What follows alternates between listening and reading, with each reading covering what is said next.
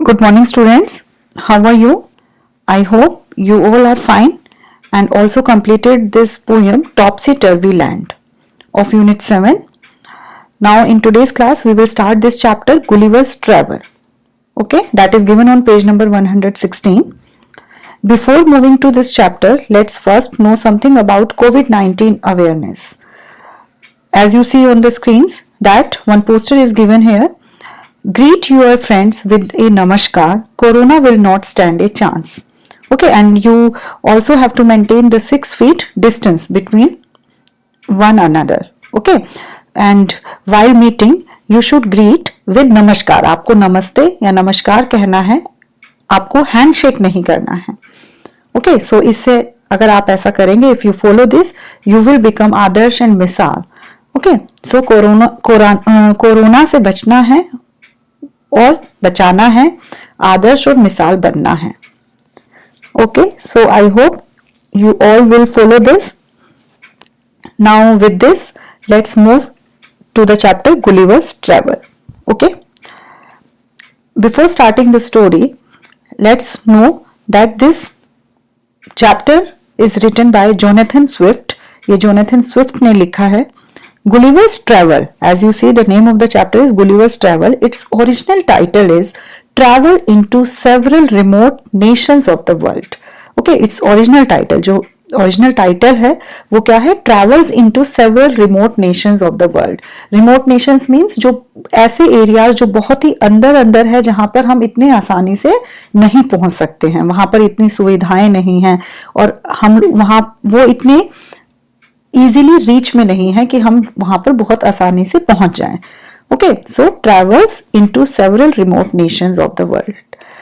It is in 4 parts और we can say these are the 4 adventurous stories, जिसमें से one जो एक है वो हमें इस बुक में दी हुई है, जो अभी हम देखेंगे. And it is about Mr Lemuel Gulliver, okay, who was a surgeon and a sea captain who visits remote region of the world. Okay, so Gulliver, एक उनका नाम है मिस्टर लीमुअल गुलिवर, जो एक सर्जन थे और एक सी कैप्टन थे, जो रिमोट रीजन्स हैं दुनिया के, वर्ल्ड के, उसमें वो ट्रेवल करते थे.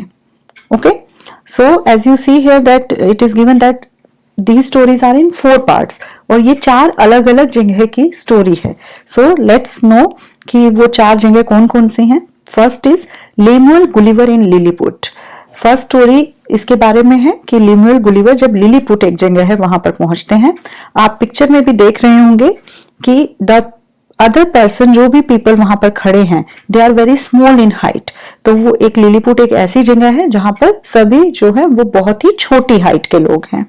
Okay, so first story, first adventurous story is about Lilliput या फिर Lemuel Gulliver in Lilliput. Okay, next is Gulliver in Brobdingnag. Okay, so this story is given in our book of class 5. हमारी जो book में दी हुई है ये वाली हम स्टोरी पढ़ेंगे. In this story, it is opposite of the Lilliput that यहाँ पर जब वो पहुंचते हैं तो वो क्या पाते हैं? He found that कि the people are very huge in size और we can say very giant. बहुत ही बड़े बड़े हाइट, बहुत ही बड़े बड़े लोग थे वहां पर, as compared to Lilliput जहां पर बहुत ही छोटे हाइट के लोग थे, अराउंड 15 सेंटीमीटर उनकी हाइट थी. लेकिन यहाँ पर अगर आप देखेंगे तो वेरी ह्यूज इन साइज, बहुत बड़ी बड़ी हाइट के लोग इनको वहां पर मिलते हैं. Third is flying island of Laputa.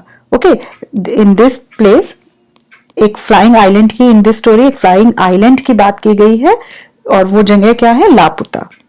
Okay, and fourth one is kingdom of Houyhnhnms. In this place ही जो गुलिवर है वो मिलते हैं एक बहुत ही इंटेलिजेंट हॉर्सेस हैं वहां पर. जो भी हॉर्सेस वहां पे वो उनको देख रहे हैं, दे आर वेरी इंटेलिजेंट. बहुत ही इंटेलिजेंट हॉर्सेस उनको वहां पर मिलते हैं, तो उनके बारे में ये एक स्टोरी है. ओके, सो अभी तो हमारे पास इतना टाइम नहीं है कि we will cover all these 4 stories, but if we get time in the future then we will definitely हम इन स्टोरीज को देखेंगे. बट जो हमारे इस बुक में दी हुई है, हमारे सिलेबस में है, दैट इज गुलिवर इन ब्रॉबडिनैक, जहां पर बहुत ही बड़े बड़े हाइट के लोग उनको गुलिवर को मिलते हैं। Okay, so the story is given on page number 116। सभी अपनी बुक में भी देखेंगे साथ के साथ। So Gulliver's travel, when a person tells the story of his life in his own words, it is called an autobiography.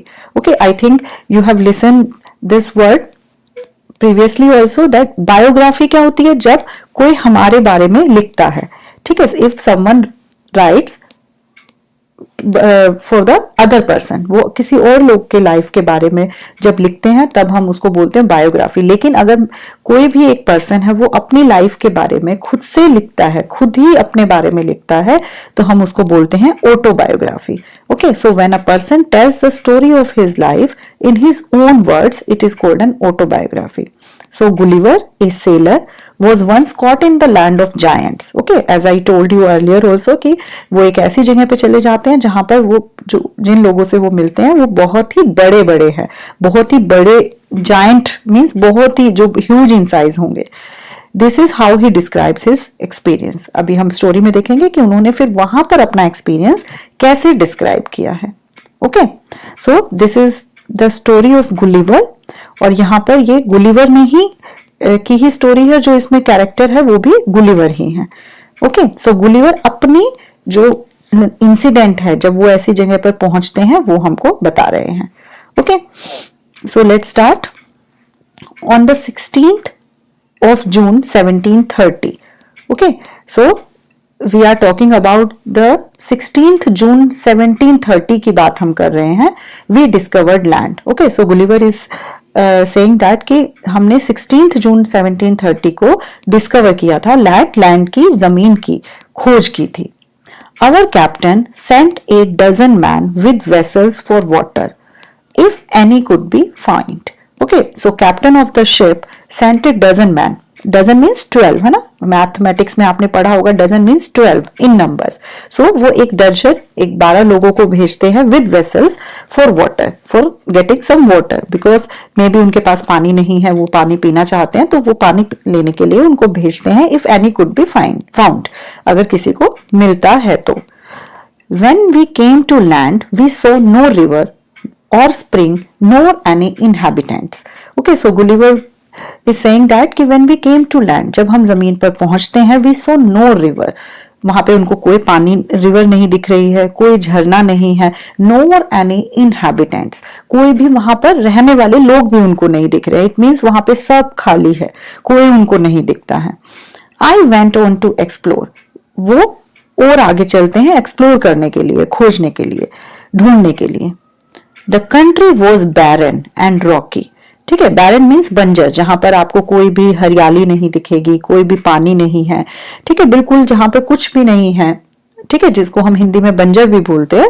And Rocky, और पथरीली है। जो कंट्री है जहां पर वो गए हैं, वो अब गुलिवर क्या बता रहे हैं कि the country was barren and rocky. I turn back, अब जब उनको ऐसा दिखता है, सो गुलिवर इज सेइंग कि आई टर्न बैक, गुलिवर पीछे मुड़ते हैं।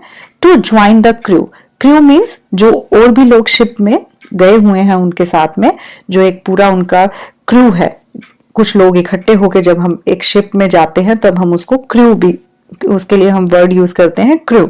सो गुलिवर जो है वो मुड़ते हैं to join the crew, only to see them getting into the boat and rowing for life to get to the ship. Okay, so वो वहां मुड़ के क्रू को ज्वाइन करना चाहते हैं, बट वो क्या देखते हैं कि जो लोग हैं वो बोट में जा चुके हैं। एंड रोइंग का मतलब होता है चप्पू चलाना, है ना, जब हम नाव में हैं कहीं पर, तो जो आपने देखा होगा कि कुछ एक ऐसे स्टिक के जैसे होता है जिसके एंड से वो थोड़ा सा चपटा होता है, तो यहाँ पे क्या बता रहे हैं कि वो बोट में बैठ जाते हैं और क्या करने के लिए, और चप्पू चला रहे हैं to get to the ship, ship तक पहुंचने के लिए। शिप कहीं पे दूर खड़ा है, वो बोट से उन्होंने वहां तक लैंड तक आए थे, सो वापस वो बोट में बैठ चुके हैं। सो यहाँ पर गुलिवर अपने क्रू को ज्वाइन नहीं कर पाए हैं। Okay, Before I could reach them, I observed a huge creature walking after them in the sea as fast as he could.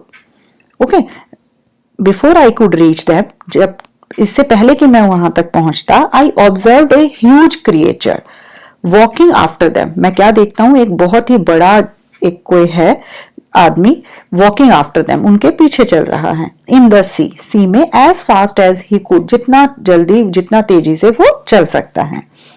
The water of the ocean reached only till his knees, जो ocean है, समुद्र है, जो उसका पानी है, वो उसके घुटने तक आ रहा है। ठीक है, ओशन तो बहुत ही ज्यादा डीप होता है, बहुत ही ज्यादा उसमें पानी है, लेकिन वो क्या बोल रहे हैं कि वहां वो इतना ह्यूज था कि उसका वो जो ओशन का वाटर है वो उसके सिर्फ घुटनों तक ही पहुंच पा रहा था। However, the monster was unable to overtake the speeding boat. So here, the Gulliver is comparing the huge creature with the monster. वो इतना huge है साइज में कि वो उसको monster से कंपेयर कर रहे हैं। ठीक है, वो एक राक्षस जैसा उनको दिख रहा है क्योंकि वो बहुत ही बड़ा है, विशाल है। Okay, so however, the monster was unable to overtake the speeding boat. जो मॉन्स्टर है या जो ह्यूज क्रिएचर उन्होंने देखा है, वो स्पीडिंग जो बोट है जो चल रही है उसको ओवरटेक नहीं कर पाते हैं, वहां तक नहीं पहुंच पाते हैं। आई टर्न बैक क्विकली, मैं तेजी से वापस मुड़ता हूं क्योंकि अब उनको डर लग रहा है कि ये कौन है, अब वो बोट में भी नहीं चढ़ पाए हैं।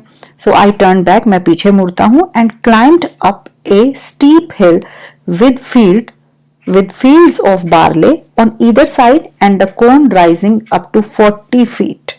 Okay, so Gulliver is saying that, क्या बता रहे हैं गुलिवर कि मैं जल्दी से पीछे मुड़ता हूं and climbed up a steep hill.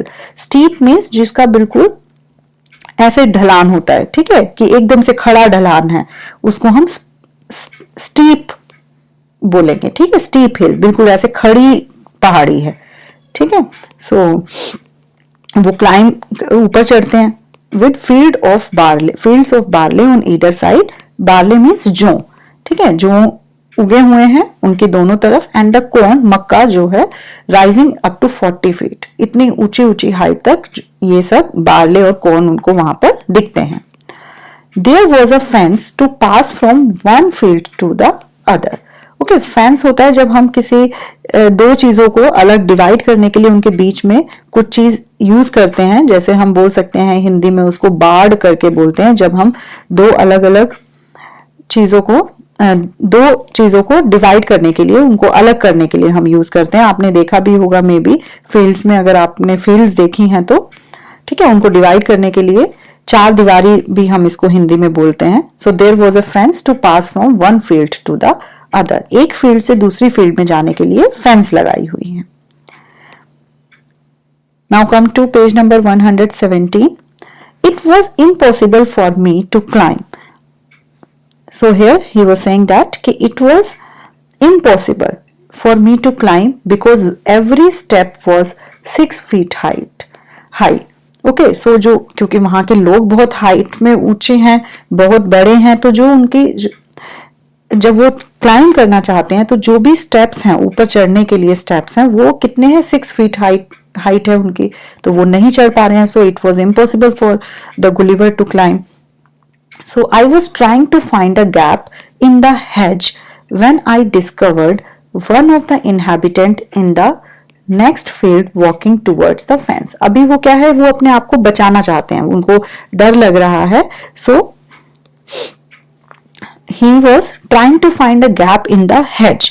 ठीक है, जो झाड़ियां हैं दो फील्ड के बीच में, कुछ झाड़ियां, बुशेस और ट्रीज हैं जो एक खेत को दूसरे खेत से, एक फील्ड को दूसरे फील्ड से अलग कर रहे हैं, तो वो वहां पर कुछ गैप, कुछ जगह ढूंढ रहा है जहां पे वो अपने आप को बचा पाए. और वो ऐसा कब कर रहा है, When I discovered one of the inhabitant, जो वहां पर रहने वाले लोग हैं, वो देखता है कि उनमें से कोई जो एक है in the next field, दूसरी ही फील्ड में, walking towards the fence, जहां पर वो है फेंस में, कि वहां पर वो आ रहे हैं. ठीक है, so here he discovered that one of the inhabitant of the in the next field, next he field में एक inhabitant है जो उस फेंस की तरफ आ रहे हैं जहां पर गुलिवर है. He was of the same size as the creature chasing the boat. Now he find that कि वो उसकी भी सेम ही साइज है जो उसने क्रिएचर देखा था, जो बोट का पीछा कर रहा था, उसको चेज कर रहा था। जब हम किसी चीज को पीछा करते हैं, फॉलो करते हैं, at that time we can use the word chase. Okay, so he was of the same size as the creature chasing the boat. I was struck with utmost fear and astonishment and ran to hide myself. अब क्या है, जब आप इतना डर गए हैं, आप कोई ऐसी चीज देख रहे हैं, तो आप एकदम से स्ट्रक हो जाते हैं, वहां पर फंस जाते हैं कि अब ना तो आप भाग पा रहे हैं, ना कहीं छिप पा रहे हैं।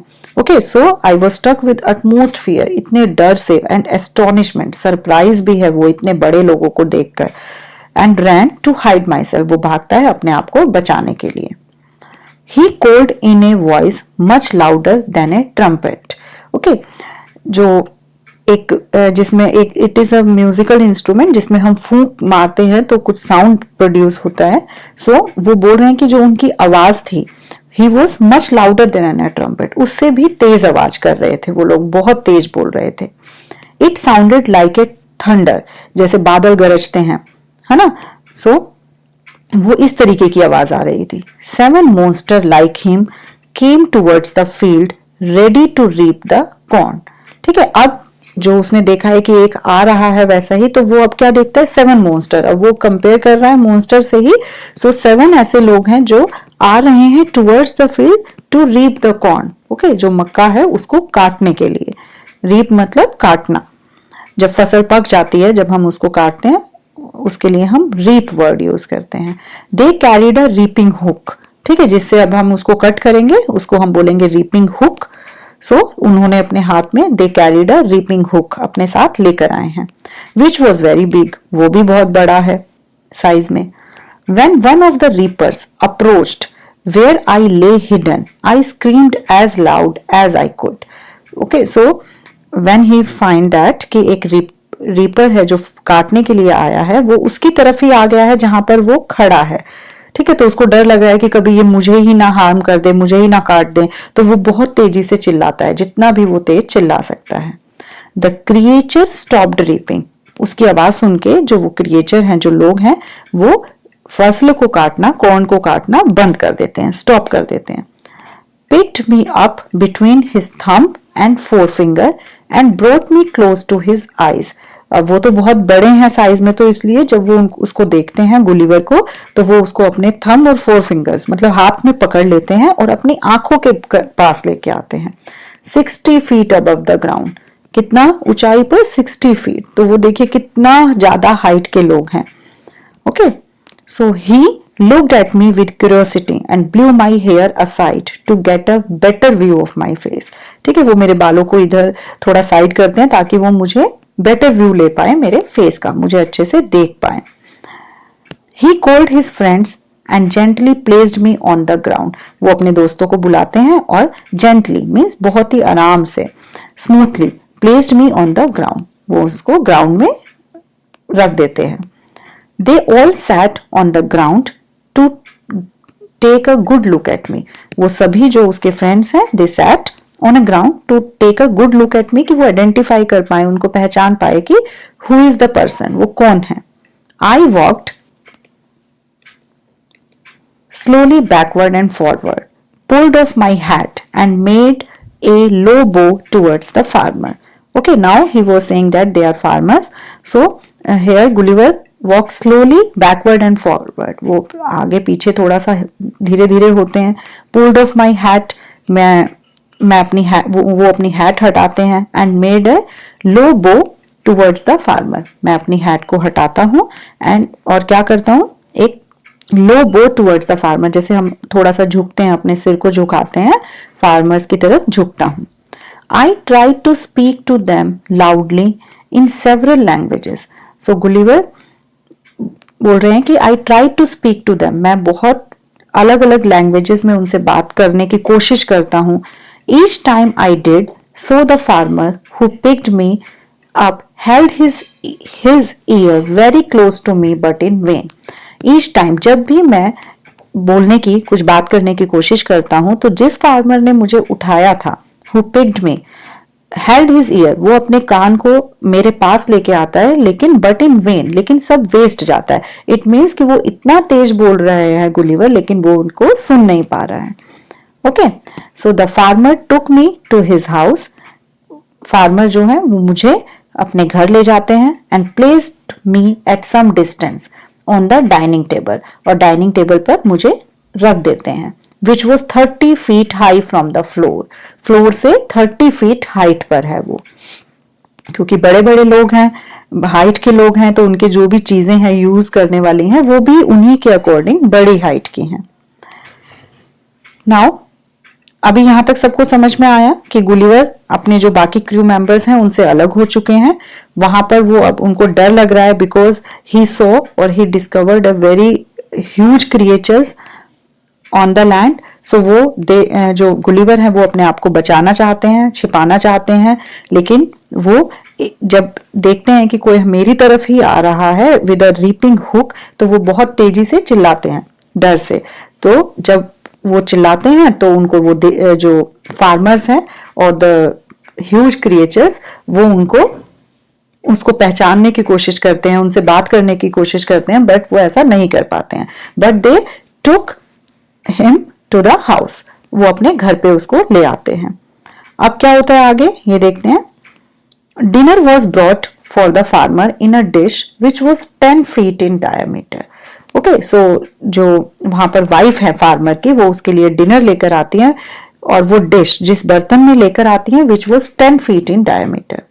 The farmer's wife crumbled some bread and placed it before me. जो फार्मर की वाइफ है वो कुछ ब्रेड को क्रम्बल्ड करती है, ब्रेक करती है पीसेस में, एंड प्लेस्ड इट बिफोर मी, और मेरे सामने रख देती है। In the middle of the dinner I heard A noise behind me. जब मैं डिनर कर रहा होता हूं, उस डिनर के बीच में ही आई हियर्ड ए नॉइस, मुझे कुछ शोर सुनाई देता है मेरे पीछे से। It was the purring of a cat that was 10 times larger than an ox. अब ऑक्स कितने बड़े साइज की होती है हमारे यहाँ पर, लेकिन वो क्या बोल रहे हैं कि अब जो कैट है वहां पर वो भी एक ऑक्स से 10 times बड़ी है। ओके, सो जब उनको नॉइस आती है तो उनको क्या दिखता है, it was the purring of a cat that was 10 times larger than an ox। जो कैट है वो आपने देखा होगा कई बार गुस्से में या ऐसे गुर्राती है, आवाज करती है। सो it was the purring of a cat, वो कैट के गुर्राने की आवाज थी। और वो भी इतना, हम लोग तो इतना इजीली नहीं सुन पाते हैं, ठीक है, कभी धीरे से बहुत ध्यान से सुन रहे तब, लेकिन वहां पर जो कैट है वो भी इतना तेज से नॉइस प्रोड्यूस कर रही है कि वो उनको एकदम खाना खाते खाते भी बीच में वो आवाज सुनाई देती है। द फार्मर्स वाइफ वो स्ट्रोकिंग हिम। फार्मर की जो वाइफ है वो उसको स्ट्रोक कर रही है, उसको सहला रही है। जैसे हम एनिमल्स को कभी उनकी बैक पे ऐसे हाथ से सहलाते हैं, उसको हम स्ट्रोक बोलते हैं। द फार्मर्स वाइफ वो stroking him. Then enter the farmer's 1 year old son in the arms of a lady. अब इसके बाद क्या होता है, एक जो फार्मर है उनके 1 year old एक लड़का है, बॉय है, बेटा है, in the arm of a lady, एक लेडी के आर्म्स में वो एंट्री करता है। ऑन सीइंग मी, मुझे देखकर द चाइल्ड ग्रैब्ड मी, वो बच्चा मुझे पकड़ लेता है। अब वो 1 साल का बच्चा है, वो भी उसको, जो गुलिवर है उनको पकड़ लेता है फ्रॉम द टेबल से, and put my head into his mouth, और मेरे हेड को अपने मुंह में ले जाता है। I shouted so loudly that the baby dropped मी। मैं इतनी तेजी से चिल्लाता हूं, इतनी तेज चिल्लाता हूं कि द बेबी ड्रॉप्ड मी, जो बच्चा है वो मुझे गिरा देता है। I would have broken my neck, मैं अपनी नेक को, तो उसकी नेक टूट जाती। वो बोलता है कि I would have broken my neck, मैं अपनी नेक को, जो अगर मैं इतनी तेजी से गिरता तो शायद मेरी नेक गिर जाती। If the mother had not held her apron under मी, अगर जो मदर है, उस बच्चे की माँ है, वो अपने एप्रन को, अपने कपड़ों से, जैसे अगर कोई चीज गिर रही है हम अपने कपड़ों के अंदर उसको पकड़ लेते हैं, सो अगर वो मदर ऐसा नहीं करती उसकी, तो मैं जरूर ही अपनी गर्दन को तुड़वा चुका होता। Later she put me on her own bed, उसके बाद वो जो लेडी है वो मुझे अपने बेड पर सुलाती है, रखती है, and covered me with a clean white handkerchief, और मुझे कवर कर देती है एक साफ सुथरे व्हाइट हैंकरचीफ से। हैंकरचीफ मीन्स रुमाल। ओके, सो अब वहां पर वो लोग इतने बड़े हैं, सो उनके जो रुमाल हैं, हैंकरचीफ हैं, ठीक है, हैंकी भी जिसको हम बोलते हैं, सो वो इतने बड़े साइज के हैं कि वो गुलिवर को पूरा कवर कर लेते हैं। जैसे हम बेडशीट से कवर करते हैं अपने आप को सोते हुए, तो ऐसे ही वो हैंकरचीफ से ही कवर हो जाता है। इट मीन्स उनके कपड़े हैं ये सब भी बहुत बड़े बड़े हैं, ह्यूज साइज के हैं। After that I slept dreaming of my home, my wife and my children. So फिर मैं सो जाता हूँ ड्रीमिंग ऑफ माई होम, मैं अपने घर के बारे में सपने देख रहा हूँ, अपनी वाइफ के बारे में, अपने बच्चों के बारे में। ओके, फिर उनको नींद आ जाती है। Okay, so the story stops here, जो स्टोरी है वो यहाँ पर खत्म होती है। सो ये गुलिवर अपना एक एक्सपीरियंस बता रहे हैं जब वो एक ऐसी जगह पर पहुंच जाते हैं जहां पर सभी लोग बहुत ही बड़े बड़े हैं, सभी चीजें बहुत बड़ी साइज की हैं, ठीक है। So this is the very simple story, आप इसको पढ़िएगा, you find it very interesting also. Now let's come to new words. First word is sailor, SAILOR, person who sails a boat, ठीक है। इसको हम हिंदी में नाविक बोलते हैं, जो नाव को चलाता है या जो शिप को चलाता है उसको हम सेलर बोलते हैं, SAILOR, person who sails a boat. Second word is baron, हमने अभी स्टोरी में देखा था, BARREN। बैरन मीन्स इनफर्टाइल, बंजर भूमि, जहां पर कोई भी चीज उगती नहीं है, कोई ग्रीनरी नहीं। जैसे आप पिक्चर में भी देख रहे होंगे, सब जो जमीन है वो ऐसे ब्रेक हुई हुई है, टूटी हुई है, आपको कुछ भी ग्रीनरी नहीं दिख रही है। So we can say the land is barren, infertile है, बंजर है। Next word is trumpet. As I told you that it is a musical instrument, वो इस तरीके से दिखता है, ठीक है, आपने बहुत बार देखा भी होगा I think. We blow air from this side और यहां से उसको कुछ ऐसे बजाते हैं तो एक साउंड प्रोड्यूस होता है। Fourth word is below, BELLOW, okay. It's meaning is very loud noise, BELLOW, below, very loud noise. Okay, don't confuse it with BELOW, below, below मतलब नीचे, ठीक है, इसको इससे कंफ्यूज नहीं करना है। It's spelling is BELLOW, very loud noise, बहुत तेज आवाज के लिए हम इस वर्ड को यूज करते हैं। Fifth word is inhabitant, it's meaning is occupants, निवासी, ठीक है, जहां अगर कोई जगह है वहां पर जो लोग रह रहे हैं उनके लिए हम वर्ड यूज करते हैं ऑक्यूपेंट या फिर inhabitant,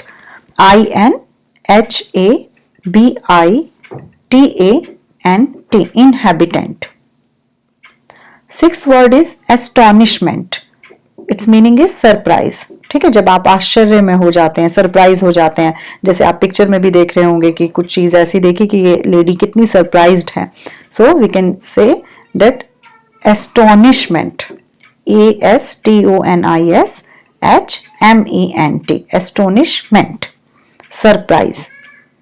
next word is crumble, CRUMBLE, crumble meaning to break into a many small pieces, छोटे छोटे टुकड़ों में टूट जाना, टुकड़े टुकड़े करना, उसको हम बोलते हैं क्रम्बल, ठीक है। एज यू सी हियर कि बिल्कुल छोटे छोटे पीसेस हो गए हैं, so we use the word CRUMBLE for this, okay, to break into a many small pieces. Next word is grab, GRAB, grab, pick suddenly, ठीक है, जैसे आप पिक्चर में देख रहे होंगे यहाँ पर कोई एक चाबी रखी हुई है और जल्दी से आप किसी चीज को पकड़ लेते हैं, पकड़ लेना या दबोच लेना, जल्दी से, बहुत जल्दी, उसके लिए हम वर्ड यूज करते हैं grab, GRAB, okay. So these are the 8 new words, यहां पर भी दिए हुए हैं ये वर्ड्स। जैसे फर्स्ट इज बिलोइंग, अभी हमने BELLOW, बिलो जो वर्ड देखा, so belowing, very loud noise, inhabitant, occupants, barren, land with no vegetation, okay, or we can write infertile also, जहां पर कोई भी खेती नहीं है, vegetation नहीं है। astonishment, greatly surprised, crumbled, broken into pieces, and grab is pick suddenly. Okay, so ये वाले वर्ड्स हमने सब कवर किए हैं, तो आपको सिर्फ ये 8 जो न्यू वर्ड्स हैं, first is this sailor, second barren, third is trumpet, fourth is below, fifth is inhabitant, sixth is astonishment, 7 is crumble, and 8th is grab. Okay, so you only write these 8 words. वो दोबारा से repeat करने की जरूरत नहीं है, आप लोग ये 8 words देखकर लिखेंगे and you will write only English meaning. Okay, there is no need to write the Hindi meaning. It is just for your understanding, for better understanding we can say. Okay, so we will stop here. हम यहाँ पर रोकते हैं and in the next class we will start with the question answers. Okay, so till then you please watch this video again and again. जब तक आपको समझ में नहीं आती है, जब तक आप मीनिंग नहीं समझ जाते हैं वर्ड्स के, so please listen this video again and again, and you can also underline the word अगर आपको कुछ नहीं समझ में आया है, so that you can ask me in the next class. Okay, so till then, bye bye and take care.